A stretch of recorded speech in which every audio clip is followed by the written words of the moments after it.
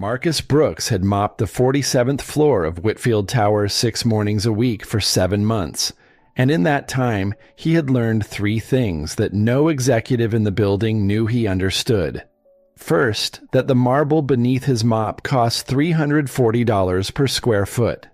Second, that the ventilation system on the East Corridor recycled air at a rate 17% below OSHA residential standards. And third, that the most powerful real estate developer in Ohio had been running a racial screening operation out of her human resources department since at least 2019, using a proprietary algorithm disguised as community planning. He knew the third thing because he had spent 6 years at the Department of Housing and Urban Development building the exact kind of cases that could dismantle it. But that was before the accident.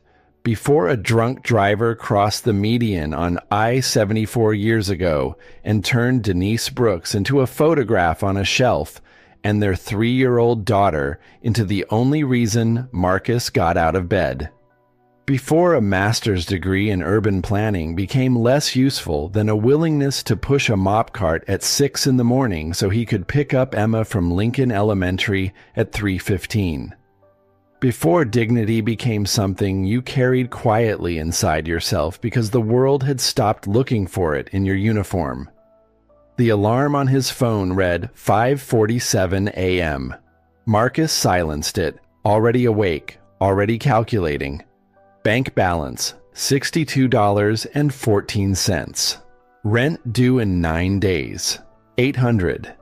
Electric bill sitting on the counter like an accusation, $127. He ran the math the way he always did, subtracting meals and bus fare and the $18 Emma needed for her science fair supplies, and arrived at the same answer he arrived at every morning. Not enough. Close, but never enough. He opened the bedside drawer. Inside, face down, a photograph he hadn't turned over in 11 months. Denise laughing, Emma on her hip, sunlight catching the gold in both their eyes. He didn't need to see it. The image lived behind his eyelids, sharper than any print. He closed the drawer and went to make breakfast.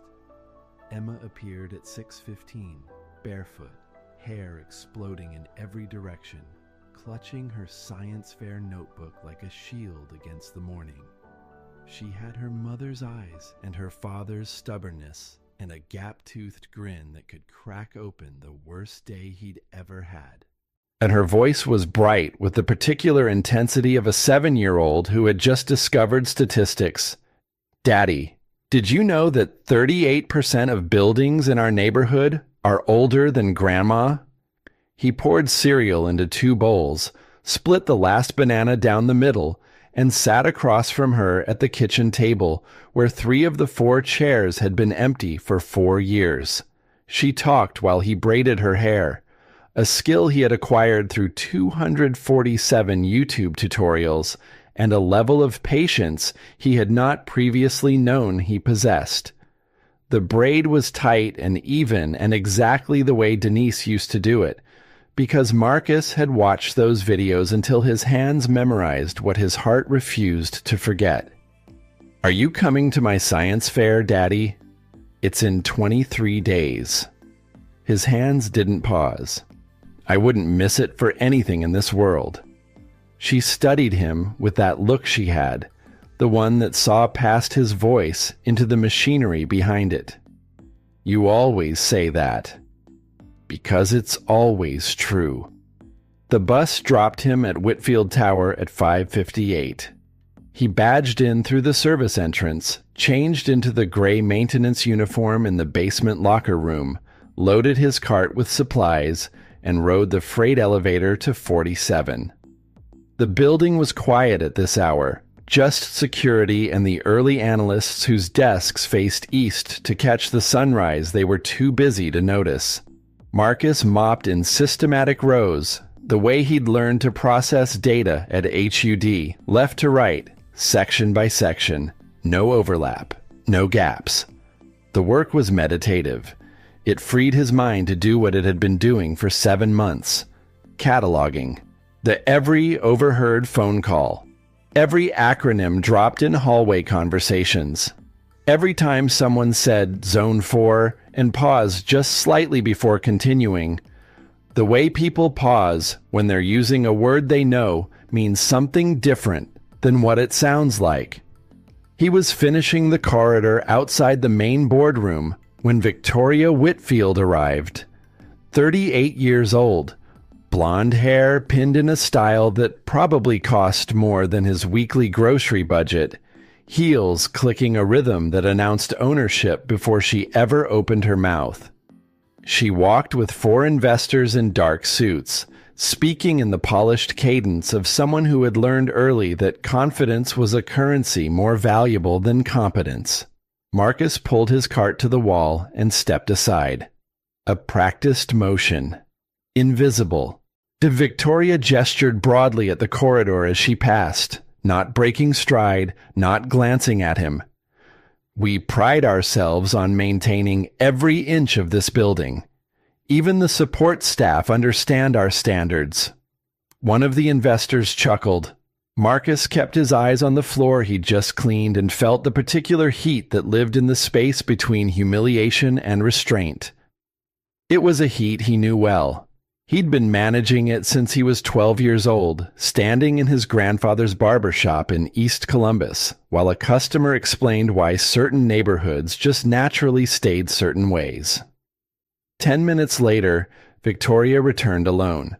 She stopped where the corridor met the lobby, staring at a section of marble where the mop had left the faintest moisture trace, already evaporating.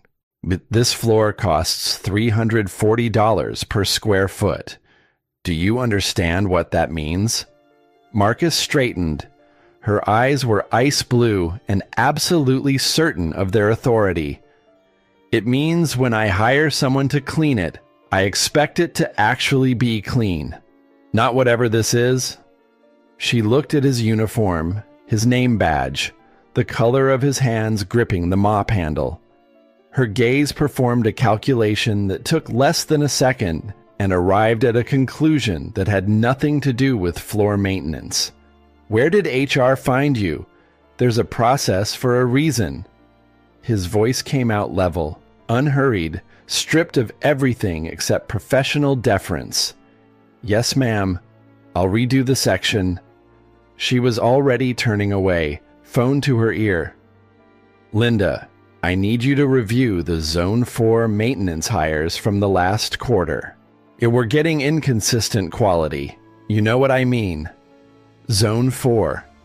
The words landed in Marcus's chest like a key turning in a lock he'd been circling for months. At HUD, he had spent 3 years studying discriminatory housing systems that use geographic codes as proxies for race. Zone 4 was not a maintenance classification. It was the same architecture of exclusion he documented in federal cases across 3 states, just wearing a corporate uniform instead of a municipal one. He finished the floor. He finished it perfectly. Then he rode the freight elevator to basement level 2 and walked into the break room where Rosa Delgado was pouring coffee from a pot she'd brewed at 5:30, same as every morning for 22 years. Rosa was 58. You built like someone who had spent decades doing physical work without complaint and possessed of an instinct for trouble that Marcus had come to trust more than most legal opinions. She handed him a cup without being asked. Don't take it personal, honey. She talks to everyone like furniture. He wrapped his hands around the mug. She said Zone 4 hires. What does Zone 4 mean? Rosa's expression didn't change, but something behind it did. A door that had been closed for years opened just a crack. The silence between them lasted 5 full seconds. It means what you think it means. How long? She looked at the break room door, confirming they were alone. I've been here 22 years. The zones have been here longer than me. She opened her desk drawer, bottom right, and behind a box of rubber gloves and a Spanish-language Bible with a cracked spine, Inside, a USB drive, scuffed and yellowed, the kind of cheap storage device that corporate IT would never think to audit. "I've been keeping copies. HR buries the complaints, but I don't let them bury everything." Marcus held the drive in his palm. It weighed less than an ounce. He could feel the mass of what it contained. That night, with Emma asleep in the next room, her science fair poster drying on the kitchen table, Marcus inserted the drive into a borrowed laptop and opened the files. 73 applications for affordable housing through Whitfield's Community Housing Initiative. Everyone denied. Every applicant Black or Latino. Spanning 6 years, 2019 to 2025. Inside each file, a score. Community Fit Score, the system was called. A scale of 1 to 100. White applicants averaged 78.3. Black applicants averaged 34.7. The criteria read like a thesaurus of euphemisms: neighborhood compatibility, cultural alignment, community stability index. Marcus had seen this architecture before. At HUD, they called it disparate impact. In a courtroom, they called it a violation of 42 U.S.C. Section 3604. In plain language, it was redlining with a software update. He closed the laptop. From the refrigerator, Emma's latest drawing watched him. A house with big windows, a garden with flowers taller than the people, and block letters across the top. Dream house for me and Daddy. 73 families. 73 dream houses that never happened. And his daughter drew a new one every week, not knowing that the company paying her father $14.50 an hour was the reason families who looked like them kept getting told those houses weren't for people like them. Marcus turned off the kitchen light. He stood in the dark for a long time, listening to Emma breathe through the thin wall, feeling the weight of what he now carried pressing against the weight of what he stood to lose. Reporting meant exposure. Exposure meant termination. Termination meant no income, no insurance, no safety net between his daughter and the kind of poverty that swallowed people whole. But silence meant 73 more files next year, and the year after, and every year until someone with the training to read them and the courage to speak found themselves standing exactly where he stood now in a dark kitchen, or choosing between survival and justice.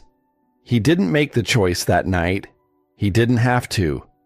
The choice had been made the moment Victoria Whitfield looked at his hands on that mop and saw nothing worth seeing. What Marcus knew, and what she would learn, was that invisibility was not the same as absence. Sometimes the most dangerous person in a building was the one nobody bothered to watch. But he didn't know what waited at home the next morning. The call from Emma's school. The words a 7-year-old should never have to repeat. The moment this stopped being about 73 strangers and became about the one person he would burn the world to protect. The call came at 11:14 the next morning. Marcus was restocking cleaning supplies in the basement when his phone buzzed with Lincoln Elementary's number, and the voice on the other end belonged to the school counselor, not the front desk, which meant whatever had happened was beyond the jurisdiction of attendance sheets and permission slips. Emma was fine physically. That was the first thing they said, the way adults front-load reassurance when the damage is the kind that doesn't leave bruises. She was in the counselor's office. She was calm now. But there had been an incident during morning circle, and they thought Marcus should come. He clocked out without explanation, caught 2 buses across Columbus, and arrived at the school 38 minutes later, still wearing his maintenance uniform because there hadn't been time to change, and because, if he was honest, some part of him had stopped caring who saw it. Emma sat in a plastic chair outside the counselor's office, legs swinging, science fair notebook open on her lap like a barricade. She looked up when he knelt in front of her, and her eyes held the specific confusion of a child encountering cruelty she didn't yet have a framework to process.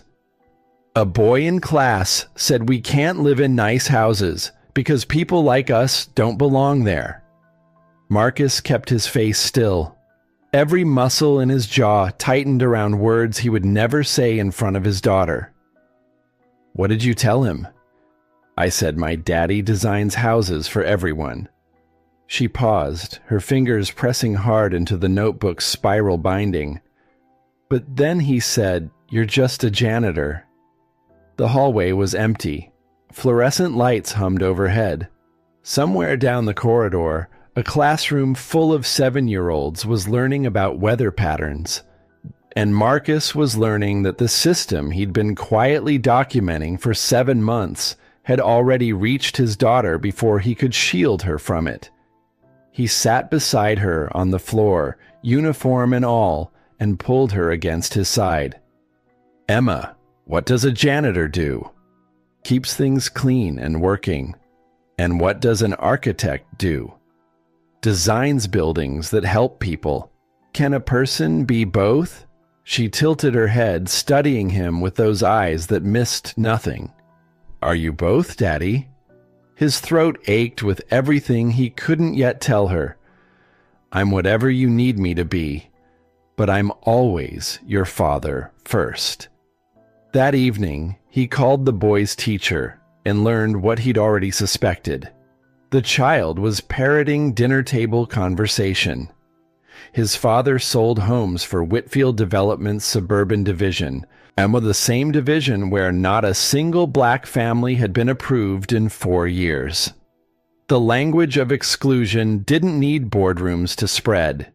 It traveled through kitchen tables and school hallways and the mouths of children who didn't understand the architecture of what they were repeating. Marcus put Emma to bed that night and stood in the kitchen for a long time, staring at the dream house drawing on the refrigerator. 24 hours ago, this had been about 73 files on a USB drive. Now it was about his daughter sitting in a plastic chair, being told the world had already decided where she belonged. The calculus had changed. Risk hadn't disappeared, but the cost of silence had just become something he could no longer afford. 3 floors above Marcus's pay grade, and in an office that occupied the entire northeast corner of Whitfield Tower's 47th floor, Victoria Whitfield was conducting a different kind of calculation. Her IT director sat across from her, laptop open, explaining that someone had accessed the Zone 4 personnel database from a maintenance terminal in basement level 2 between 8:17 and 11:43 p.m. the previous Tuesday. Which terminal? B2-7, adjacent to the custodial break room. Who has access? Any maintenance badge works on the basement terminals. There are 14 active maintenance employees. Victoria turned to the window. Columbus stretched below her, a city she had reshaped over 12 years, neighborhood by neighborhood, using the tools her father had built and the instincts she had sharpened. On her desk sat the document that mattered most this quarter, Whitfield Development's bid for the New Horizons contract, 3,200 units of mixed housing, $240 million from the city.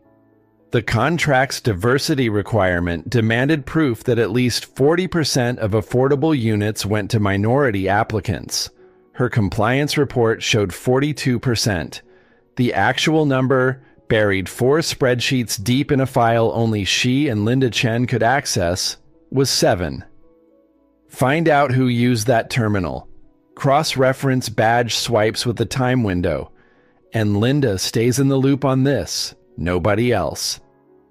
She picked up the New Horizons file and reviewed the diversity numbers one more time, satisfying herself that the distance between 7 and 42 was navigable, almost the way it had been navigable every quarter for 6 years. Victoria Whitfield had not inherited an empire by accident. She had inherited a machine, and she had spent a decade learning which levers to pull and which records to bury and which words to use in rooms where the people who made decisions looked exactly like her and never asked the questions that would have made the answers uncomfortable. Marcus spent the following 6 weeks building a case with the discipline of someone who understood that evidence without structure was just noise. Week 1, he called Sarah Mitchell. They had worked adjacent desks at HUD Region 5 for 3 years before Denise died, and Marcus's world contracted to the radius his daughter could reach. Sarah had since left government for civil rights law, operating a 2-person firm in downtown Columbus that punched well above its billing rate. He drove to her office on his day off, placed the USB drive on her desk, and waited while she opened the files. Sarah read in silence for 4 minutes. Then she closed the laptop and looked at him with the expression of someone recalculating everything she thought she knew about a situation. "Marcus, this isn't a housing complaint. This is a federal case." "I know. That's why I need 6 weeks, not 6 hours. Week 2 brought corroboration. Rosa connected him with 3 former Whitfield employees, all terminated within months of questioning the zone system. James Washington had worked facilities management for 14 years, spotless record, employee of the quarter twice. Also, he filed an internal complaint in 2021 about scoring irregularities he'd noticed in housing applications left on a printer. 3 weeks later, HR terminated him for performance issues that had never appeared in any prior review. His severance agreement included a non-disclosure clause and $12,000, enough to buy silence from a man supporting a family on a maintenance salary. James signed it. He'd regretted it every day since. "I kept copies of everything," James told Marcus in the back booth of a diner on East Main. His hands shook around his coffee cup, not from age, but from the particular tremor of someone who had carried a secret that corroded him from the inside. "I knew someday someone would come asking. I just didn't think it'd be another janitor." Week 3. Marcus applied his HUD training to the 73 denied applications with forensic precision. Each file was measured against the 7 protected criteria of 42 U.S.C. Section 3604. Every single rejection violated at least 2.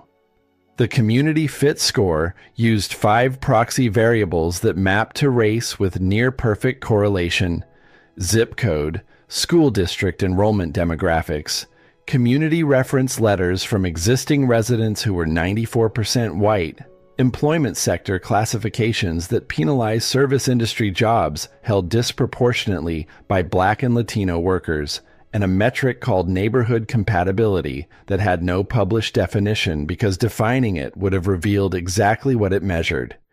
Week 4, he began interviewing the families. 12 of the 73 agreed to speak on record. Marcus drove to their homes on evenings and weekends, recording with their written consent, listening to stories that rhymed with each other so precisely they might as well have been the same story told 73 times. The Thompsons stood out. Married 9 years, 2 children, combined income $67,000, credit score 712. They applied for a 3-bedroom unit in the Whitfield Meadows development. Community fit score 31. The same month, the Morrison family, white, income $41,000, credit score 680, applied for the same development. Score 84. Approved within 6 weeks.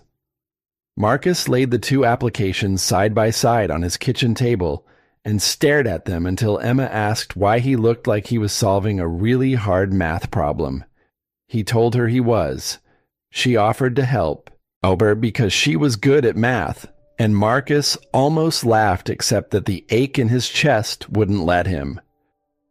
Week 5, Sarah filed preliminary documentation with the DOJ Civil Rights Division and the Ohio Attorney General's office simultaneously, a strategic choice designed to create parallel pressure that Whitfield couldn't suppress through a single channel. Week 6, Marcus assembled everything into a 47-page report with the methodical thoroughness that had once earned him HUD's Investigator of the Year commendation. Every claim sourced, every statistic verified, every legal citation cross-referenced. The document read like what it was: a federal-grade fair housing complaint built by a man sitting on a folding chair in a kitchen where the overhead light flickered because the landlord hadn't replaced the ballast in 3 years. Sarah called on a Wednesday evening, her voice carrying the controlled excitement of someone who understood that premature celebration was the enemy of sustained legal action. Marcus, the DOJ wants to meet. They're calling this the most comprehensive fair housing complaint they've received in 8 years. The video call happened from his kitchen table. Emma was doing homework in her bedroom with the door closed, and Marcus sat in front of his borrowed laptop facing 4 Department of Justice attorneys in a windowless conference room in Washington. He presented without notes. 6 years of federal training doesn't evaporate because you spend the next 4 mopping floors. It just waits. Under Section 804A of the Fair Housing Act, 42 U.S.C. Section 3604, it is unlawful to refuse to sell or rent a dwelling because of race. Whitfield's Community Fit Score is a textbook disparate impact mechanism, facially neutral but operationally discriminatory. The statistical disparity, 78.3 mean score for white applicants versus 34.7 for black applicants, exceeds the threshold established in Texas Department of Housing versus Inclusive Communities Project, 2015. One of the DOJ attorneys leaned forward. "Mr. Brooks, your file says you're currently employed as maintenance staff at the subject company." "Yes, ma'am. I mop floors from 6 a.m. to 2 p.m. so I can pick my daughter up from school at 3:15. Before that, I spent 6 years as a senior fair housing analyst at HUD Region 5. My employee ID was HUD-R 5-2847. The silence that followed lasted 4 full seconds. In federal time, that was a verdict. Monday morning, Marcus arrived at Whitfield Tower to find his badge deactivated. The turnstile flashed red twice, and the security guard, a man named Dennis, who had nodded at Marcus every morning for 7 months, wouldn't meet his eyes. Linda Chen appeared from the elevator bank in a blazer that looked like it had been put on in a hurry. "Mr. Brooks, we've conducted a review of maintenance staff performance. Your position has been eliminated due to restructuring." "Is there documentation of performance issues prior to this decision?" Linda's prepared script faltered at the question's precision. "This is a restructuring, not a termination for cause." "Then I'll expect the standard 4-week severance and continuation of health benefits outlined in Section 7.3 of the Employee Handbook." He let the silence work for him. "And Linda, I'd recommend Whitfield preserve all electronic communications related to this decision. Federal law requires it under the anti-retaliation provisions of 42 U.S.C. Section 3617. She stared at him the way people stare at furniture that suddenly speaks. He collected his locker contents, a spare shirt, Emma's drawing that he'd taped inside the door, and Rosa's rosary that she'd lent him the week before, saying he needed it more than she did. Outside the building, his hands shook against the cardboard box. Nobody saw. He made sure of that. Victoria received the background report on Marcus Brooks 48 hours later. Her corporate attorneys had assembled it with the urgency of people who understood that the wrong answer to this question could cost more than any settlement. HUD Region 5, 6 years. Masters in Urban Planning, Ohio State. Published researcher on discriminatory housing algorithms. National Fair Housing Alliance Investigator of the Year 2020. 3 consent decrees bearing his analytical fingerprints across the Midwest. She read the file twice, standing at her window. The city she controlled spread beneath her like a board game. She was losing without having realized the match had started.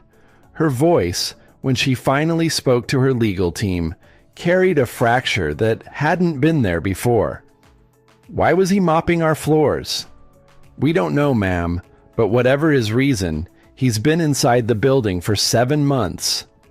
That evening, Victoria called the only person who understood the full scope of what was now at risk. Richard Whitfield answered from his retirement home in Sarasota, his voice carrying the gravel of 71 years and the particular steadiness of a man who had built systems designed to outlast scrutiny. Someone found the zone architecture, former HUD analyst, 7 months embedded as maintenance staff. How much does he have? 73 cases, scoring data, HR burial records, 3 former employees willing to testify. Settle, whatever it costs. Make it disappear. He's not asking for money, Dad. He filed with the DOJ. The line went quiet long enough for Victoria to hear her father breathing, a sound she associated with decisions that shaped decades. Then we have a much bigger problem than one janitor. What Victoria learned next gutted the last of her composure. The zone classification system didn't originate in 2019. Her father had built it in 1996, 29 years ago, before digital records, before compliance audits, before Victoria herself understood what the family business actually sold. The 73 cases Marcus documented were the visible edge of something that stretched back nearly 3 decades and across the entire state. Conservative internal estimates suggested 400 families. The real number, Richard admitted in a voice stripped of its usual authority, was probably higher. Marcus spent the night before the confrontation the way he spent most nights, reading to Emma, answering her questions about the world with as much truth as a 7-year-old could carry. She was in bed, covers pulled to her chin, the gap in her front teeth visible when she smiled up at him. "Daddy, are you scared about tomorrow?" "A little bit, yeah." "Is it like my science fair, where you have to stand up and show people what you found?" He almost couldn't speak. "Yeah, sweetheart. Exactly like that." She considered this with the gravity of someone who had recently mastered long division and believed all problems yielded to sufficient effort. "You always tell me to just tell the truth, and the truth does the rest, right?" "Right." "Then you'll be fine. You're the best truth teller I know." He kissed her forehead and turned off the lamp. At the door, her voice caught him. "Daddy, when this is done, can we look at real houses? Not drawings, real ones." The kitchen light was off. The borrowed laptop was closed. On the table, the 47-page report sat in its manila folder, the cover page reading, "Whitfield Development Group, a Pattern of Discriminatory Housing Practices, 2019 to 2025, submitted to the U.S. Department of Justice, Civil Rights Division. Author, Marcus T. Brooks." He picked up Denise's photograph from the shelf, held it in both hands. The woman in the picture was laughing at something he couldn't remember, and Emma was reaching for the camera with fingers that hadn't yet learned to hold a pencil, and the sunlight behind them turned their skin to gold. 4 years, 47 pages, 73 families. One daughter who drew dream houses on the refrigerator and believed her father could make them real. I'm doing this for her, for all of them. In 12 hours, Marcus Brooks would walk into the Whitfield boardroom one last time, not with a mop, not in a gray uniform with someone else's name on the building. Oh, he would carry 47 pages and 6 years of training, and the voice of a 7-year-old girl who told him the truth does the rest. And nothing Victoria's lawyers could file, nothing Richard's money could buy, nothing 29 years of buried evidence could conceal would be enough to stop what was coming. Because the most powerful person in any room is not the one who owns it. It is the one who knows what it's built on. Marcus Brooks entered Whitfield Tower through the main lobby at 8:51 on a Tuesday morning in November, 9 minutes before the board meeting Victoria had scheduled to discuss the DOJ inquiry she still believed she could contain.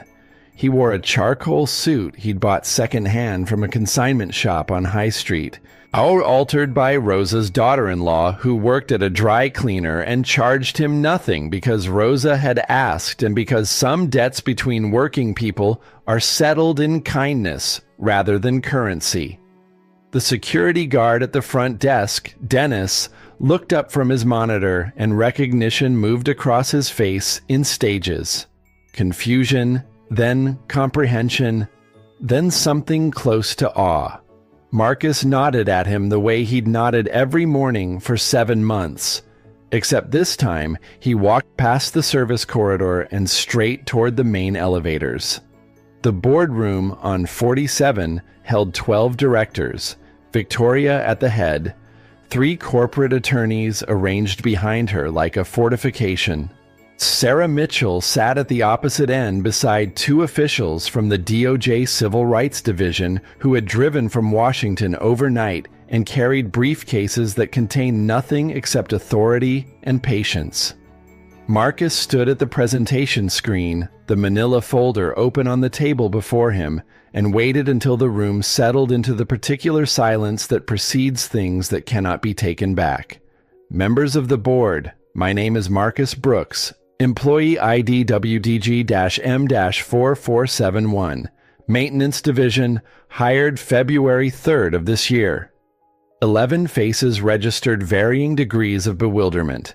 Victoria's registered nothing. She had learned overnight who he was, and the stillness in her expression was not composure, but the locked-down paralysis of someone watching a structure they built begin to shift beneath them. Before Whitfield, I spent 6 years as a senior fair housing analyst at HUD Region 5. I hold a master's degree in urban planning from Ohio State University. In 2020, I received the National Fair Housing Alliance's Investigator of the Year Award for analytical work that contributed to 3 consent decrees across the Midwest. He pressed the remote.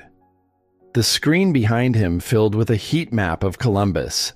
73 red markers clustered in neighborhoods that formed an arc across the city's south and east sides like a scar the map had been carrying for years. Over 7 months inside this building, I documented a systematic pattern of housing discrimination affecting 73 families, every applicant Black or Latino.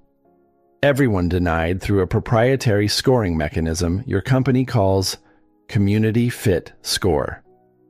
He advanced the slide. 2 applications appeared side by side, the Thompson file and the Morrison file, identical in layout, opposite in outcome. The Thompsons, married 9 years, 2 children, combined income $67,000, credit score 712, denied. Community Fit Score 31. Same development, same month. The Morrison family. Income $41,000, credit $680, approved. Score 84. The only measurable variable separating these two families is the color of their skin. A board member in a gray suit shifted in his chair. Another removed her glasses and set them on the table as though she needed to see what was happening without any filter between her eyes and the truth. Victoria's voice cut through the room with practiced authority. This scoring system was designed by independent consultants to ensure community cohesion. It has been reviewed and approved by our compliance department annually. Harris and Klein, retained in 2019 for $180,000. Marcus opened a second file. I have their internal correspondence showing that you personally specified, and I'm quoting from an email dated March 14th, 2019, that certain zip codes should receive automatic score penalties to maintain development character. Those zip codes correspond precisely to census tracts where Black residents exceed 60% of the population. The room contracted.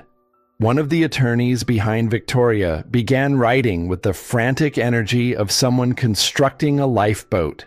Marcus advanced to the final slide. A scanned document, yellowed, dated 1996, bearing Richard Whitfield's signature. This system did not originate 6 years ago. The zone classification architecture was built in 1996 by your father. 29 years of operation. An estimated 400 families denied housing across Ohio based on race. The full documentation was submitted to the Department of Justice 3 weeks ago. Victoria stood. Her hands gripped the edge of the mahogany table, knuckles white against dark wood. You had no authority to access proprietary company systems. Whatever you obtained was stolen and inadmissible. The senior DOJ official rose from her chair with the unhurried gravity of someone who had ended corporate careers before and understood that the moment required precision rather than volume. Ms. Whitfield, Department of Justice has opened a formal investigation under the Fair Housing Act. All electronic records are to be preserved immediately and produced pursuant to federal subpoena. We are additionally referring Mr. Brooks's retaliatory termination for expedited review under 42 U.S.C. Section 3617. Victoria scanned the faces around the table. 11 directors who had approved budgets and signed reports and attended galas for years without asking where the numbers came from. Not one of them met her eyes. Marcus gathered his files. His hands were steady, the way they'd been steady mopping floors and braiding hair and holding his daughter on mornings when the weight of the world pressed down so hard he thought the floor might give way. I didn't come here for revenge, Ms. Whitfield. I came because 73 families were promised homes by a system that was designed to exclude them. And because my daughter deserves to grow up in a world where her address isn't determined by her ancestry. He walked out of the boardroom, past the marble corridor he'd mopped 6 days a week for 7 months, into the elevator, and through the lobby where Dennis the security guard stood, and, quietly, so that only Marcus could hear, said 2 words that carried the weight of every morning they'd nodded at each other across a divide neither had chosen. Thank you. Within 72 hours, the board voted 11-1 to remove Victoria Whitfield as CEO. She exited through the parking garage while reporters assembled at the main entrance, their cameras pointed at doors she would never walk through again. Linda Chen was terminated the same afternoon. The entire HR department was placed under independent review. In Sarasota, federal investigators arrived at Richard Whitfield's retirement community with a separate subpoena covering the period from 1996 to 2019. And the old man who had built the machine discovered that the machine had outlived his ability to protect it. The Columbus Dispatch ran the story above the fold. The headline reduced 29 years of institutional discrimination to 11 words. Janitor exposes 3-decade housing discrimination scheme at Ohio developer. Within a week, 3 of the 73 families received revised approval letters, their applications reassessed under federal fair housing standards by a court-appointed monitor. The Thompsons were among them. 3 months later, the consent decree landed. Whitfield Development agreed to pay $12.4 million in restitution to the 73 families, an average of $169,863 per household. The Ohio Attorney General expanded the investigation to 4 additional development companies using similar scoring architectures. The state legislature introduced the Fair Scoring Act, requiring independent third-party audits of all algorithmic housing assessment tools, the first law of its kind east of the Mississippi. Marcus testified before the Ohio Senate Housing Committee on a Thursday afternoon in February. He wore the same charcoal suit. When the committee chair asked what had driven him to spend 7 months undercover, his answer was brief and carried no performance. My daughter drew a picture of her dream house every week for 2 years. I realized 73 other children were drawing the same picture and being told those houses weren't meant for people like them. A father can accept many things. That isn't one of them. Rosa Delgado was offered the newly created position of Chief Compliance Officer at the restructured Whitfield Development. She declined. 22 years of cleaning up after systems that discarded people had earned her the right to stop. At her retirement gathering, Marcus brought flowers and a framed photograph of Basement Terminal B2-7, the workstation where a USB drive had waited in a drawer like a seed planted in concrete, patient enough to crack it. She laughed until she cried and told him in Spanish that stubbornness was a gift from God and he had received a double portion. 6 months after the boardroom, on a Saturday morning in May, Marcus stood in the front yard of a house in Clintonville. 3 bedrooms, a garden with room for the tomato plants Denise had always wanted. Windows large enough to fill every room with the kind of light that makes ordinary mornings feel like proof that the world can be generous. He had signed the papers the day before, funded by the salary from his new position as Director of Fair Housing Compliance at the Ohio Housing Finance Agency. $94,000 a year. Benefits. A schedule that still let him pick up Emma at 3:15. Emma ran across the yard carrying a sapling she'd chosen from the nursery, a red maple barely taller than she was. "Daddy, can we plant this in the backyard? Ms. Rodriguez says trees make houses into homes." "This weekend, baby. We'll dig the hole together." Her science fair project had taken second place at the district competition. How Buildings Can Help People, a study of fair housing in Columbus, Ohio. First place went to a volcano demonstration, a result Emma contested with the righteous indignation of someone who believed that original research should outrank baking soda. Marcus framed both the ribbon and the protest. Evening settled over Clintonville with the slow grace of late spring. Marcus and Emma sat on the front steps of their house, the maple sapling staked in the backyard, the moving boxes still stacked in the living room, the future still unpacking itself one room at a time. "Daddy?" "Yeah?" "Remember when you said you're whatever I need you to be?" "I remember. You don't have to be a janitor anymore, but you're still the best floor mopper I know." He laughed, and the sound surprised him with its completeness, the way it filled his chest without catching on anything sharp. "I'll put that on my resume." Inside, on the refrigerator that had come with the house and still smelled faintly of the previous owner's magnets, Emma had already taped 2 things side by side.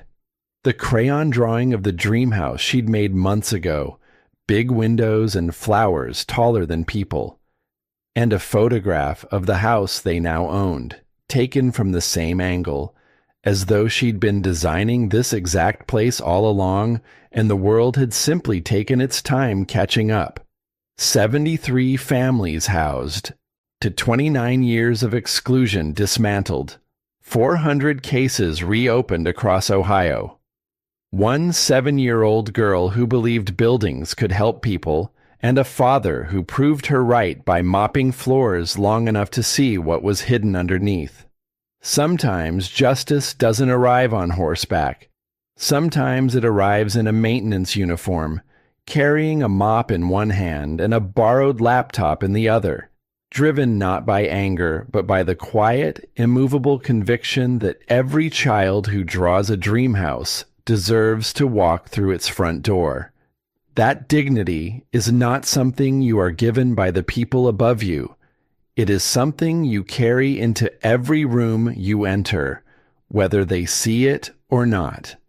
And that the most powerful thing a father can teach his daughter is not how the world works, but how it should.